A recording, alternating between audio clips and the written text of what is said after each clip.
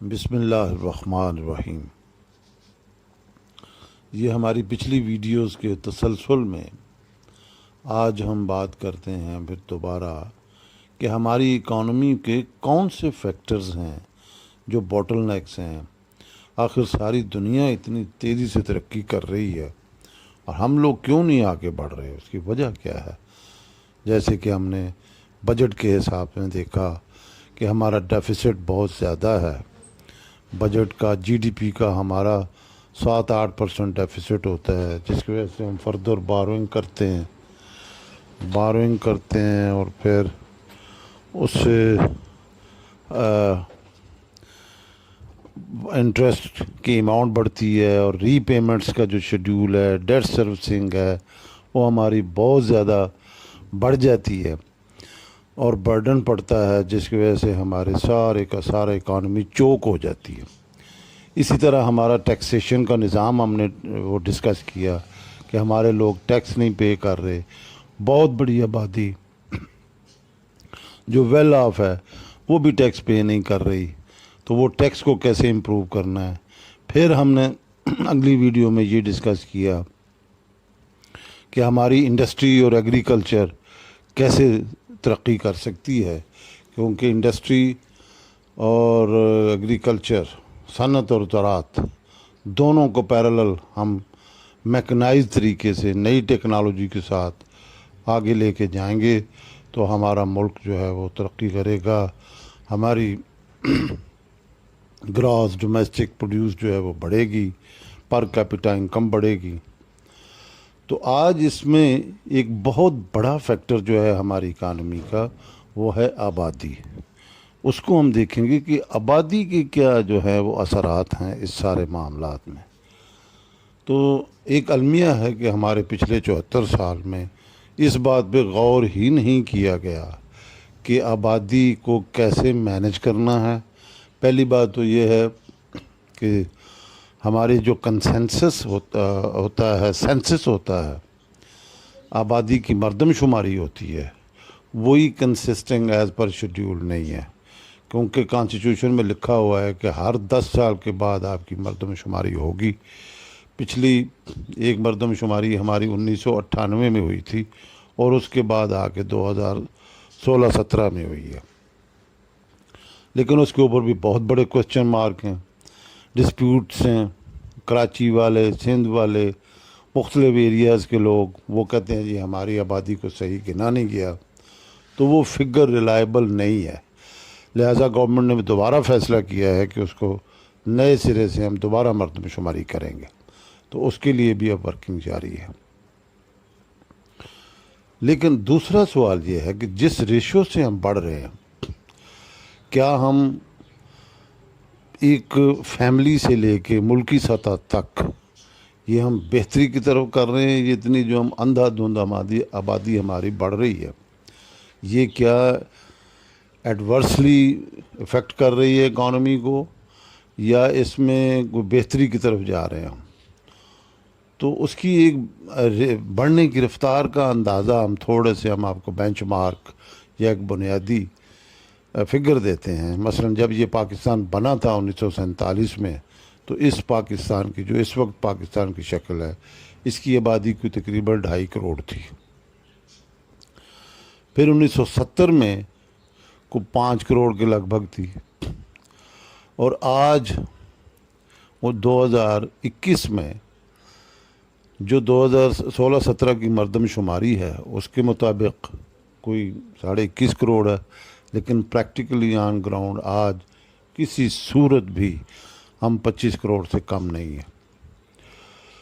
तो अब ये देखने वाली बात ये है कि क्या ये 25 करोड़ जो लोग हैं, क्या हम इनकी जो बुनियादी ज़रूरतें हैं वो पूरी कर रहे हैं? क्या हम इनके लिए, सबके लिए हमने सेहत का इंतज़ाम है हमारे पास, तालीम का इंतज़ाम है हमारे पास, खुराक का इंतज़ाम है हमारे पास? तो इसका जवाब यकीनन नफ़ी में है कि बहुत सारी हमारी आबादी का बहुत बड़ा हिस्सा, 15-16 करोड़ लोग जो हैं वो बदहाली का शिकार हैं। तो उसकी वजह क्या है कि कम वसाइल कम हैं और वसाइल को इस्तेमाल करने वाले बहुत ज़्यादा। इसका एक तक़ाबली जायज़ा जो है वो चंद मुस्लिम ममालिक के साथ हम करना चाहते हैं कि उनका रकबा कितना है और उनकी आबादी कितनी है और पर किलोमीटर उनकी डेंसिटी कितनी है। तो इसमें जो दुनिया का सबसे बड़ा मुसलमान मुल्क है वो है इंडोनेशिया। उसकी आबादी कोई 26-27 करोड़ है और उसका रकबा है 19 लाख मुरब्बा किलोमीटर से भी ज़्यादा। इसी तरह सऊदी अरब है। सऊदी अरब का रकबा कोई 21.5 लाख मुरब्बा किलोमीटर के करीब है और आबादी है कोई 4-4.25 करोड़ की, यानी बहुत ही कम रकबे के लिहाज से। तीसरा है ईरान। ईरान का रकबा है कुछ 16.5 लाख मुरब्बा किलोमीटर और आबादी है कुछ 8.5-9 करोड़ के दरमियान। तीसरा है अफ़गानिस्तान। अफ़गानिस्तान का रकबा है कुछ 6.5 लाख मुरब्बा किलोमीटर और आबादी है कुछ 3.5 करोड़ की। अब इसमें आप देखते जाएं, एक और मुसलमान मुल्क है सेंट्रल एशिया का जिसका नाम है कज़ाकिस्तान।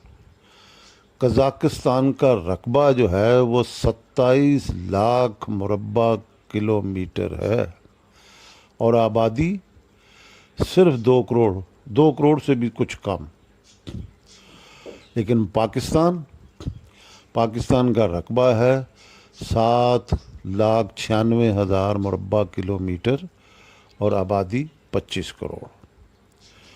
ये हाई मतलब इसकी डेंसिटी जो है ये पर किलोमीटर जो हमारी पॉपुलेशन है वो बहुत ज़्यादा है, जिसकी वजह से हमारी माशी बदहाली की और बुरे हालात की बहुत सारी वजूहात में एक बहुत बड़ी वजह हमारी आबादी है। क्योंकि हम क्वांटिटी ऑफ ह्यूमन बीइंग तो बढ़ा रहे हैं, क्वालिटी ऑफ ह्यूमन बीइंग नहीं बढ़ा रहे। हमें क्वालिटी ह्यूमन बीइंग पैदा करनी है, उसके लिए बेहतरीन स्कूल, बेहतरीन कॉलेज, बेहतरीन न्यूट्रिशन, ये सारी चीज़ों के लिए यही है। अब एक ख़ानदान अगर 1 लाख रुपया भी कमा रहा है, आज के ज़माने में एजुकेशन इतनी महंगी है कि अगर 1 लाख रुपया पर मंथ भी वो कमा रहा है और उसके 2 बच्चे स्कूल गोइंग हैं तो वो किसी अच्छे स्कूल में फ़ीस अफोर्ड नहीं कर सकता। तो अगर उसके 4 या 5 बच्चे होंगे तो फिर क्या हाल हो जाएगा। इसी तरह से अगर वो कोई बीमार पड़ जाए तो आप किसी अच्छे प्राइवेट हॉस्पिटल में इलाज कराने चले जाएं तो 2-3-4 दिन आप हॉस्पिटल में रहते हैं तो लाख, 2 लाख, 2.25 लाख, 1.5 लाख बिल ऐसे ही बन जाता है। कौन अफोर्ड कर सकता है। या तो फिर सरकारी सतह पे आपको गवर्नमेंट लेवल के ऊपर हॉस्पिटल इतने स्टैंडर्ड के बनाने पड़ेंगे जिसमें हर चीज़ अवेलेबल हो, वो भी हम नहीं कर पा रहे। फिर है न्यूट्रिशन, खुराक, उसके लिए आपको प्रोटीन भी चाहिए, उसके लिए आपको कार्बोहाइड्रेट्स चाहिए, उसके लिए प्रोटीन चाहिए, उसके लिए आपको फ़ैट चाहिए। क्या ये बैलेंस डाइट हम अपनी आबादी को दे रहे हैं? नहीं दे रहे। कम से कम 17-18 करोड़ आबादी ऐसी है जिनको बैलेंस डाइट नहीं मिल रही, ना उनको प्रोटीन पूरी मिल रही है, ना उनको फ़ैट पूरी मिल रही है। कार्बोहाइड्रेट से जैसे आपके पास वो आटा, रोटी है, चावल है, आलू हैं, इसी तरह के और जो आपके पास जो अजनास हैं उससे वो पेट तो भरते हैं लेकिन उनकी खुराक जो है वो प्रॉपर बैलेंस नहीं है, जिसकी वजह से वो उनकी ग्रोथ जो है ज़हनी, जिस्मानी, वो प्रॉपर तरीके से नहीं हो रही।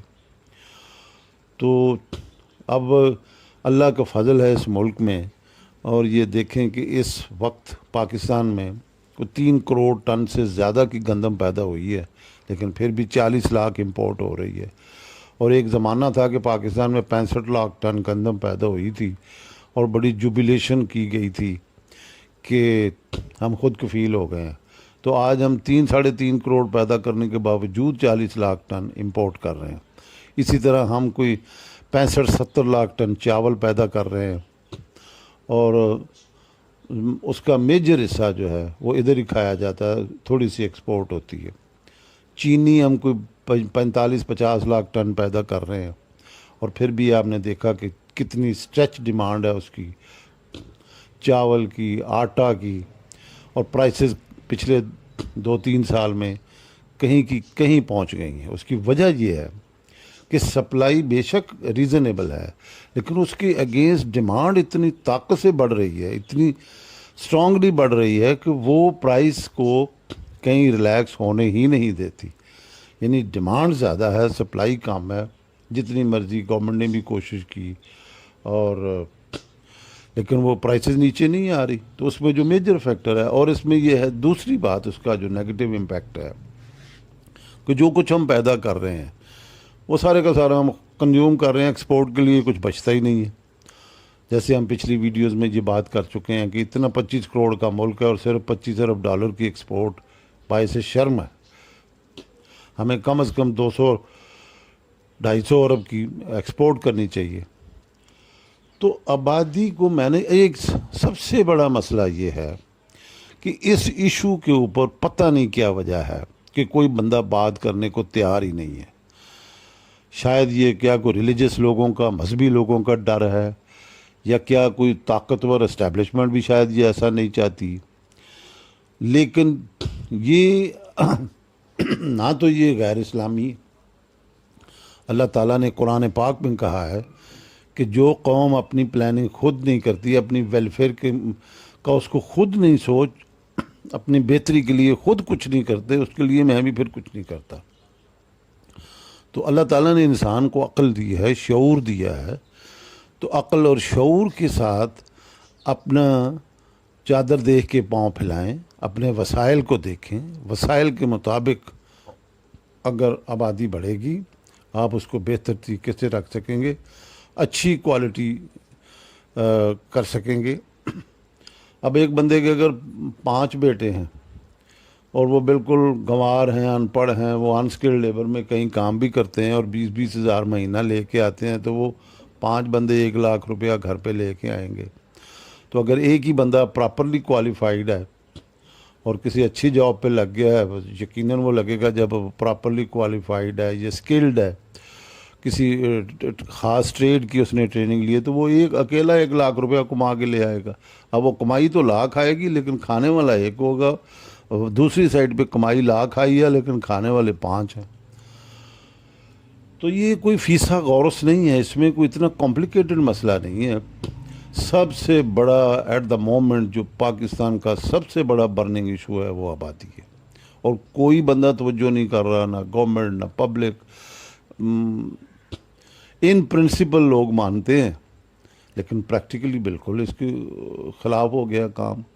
कुछ आहिस्ता आहिस्ता थोड़ा सा जो कुछ ज़्यादा पढ़ा लिखा तबका है उसमें कुछ ये शायद एहसास आ रहा है, लेकिन जो नीचे लोअर क्लासेस हैं उसमें तो बिल्कुल ये सोच नहीं है। वो तो कहते हैं कि हमारे बच्चे हमारी प्रॉपर्टी हैं, बच्चे होंगे वो जाएंगे कहीं से मेहनत मजदूरी करेंगे और कुछ ना कुछ शाम को कमा के ले आएंगे। तो ये सारी सोच को बदलने की ज़रूरत है, नेशनल लेवल पे एक कैंपेन करने की ज़रूरत है। और ये जो हमारे मौलवी हजरात हैं, जो मजहबी जो रिलीजियस स्कॉलर्स हैं, उनको भी इस रास्ते में रुकावट नहीं डालनी चाहिए। उनको भी ये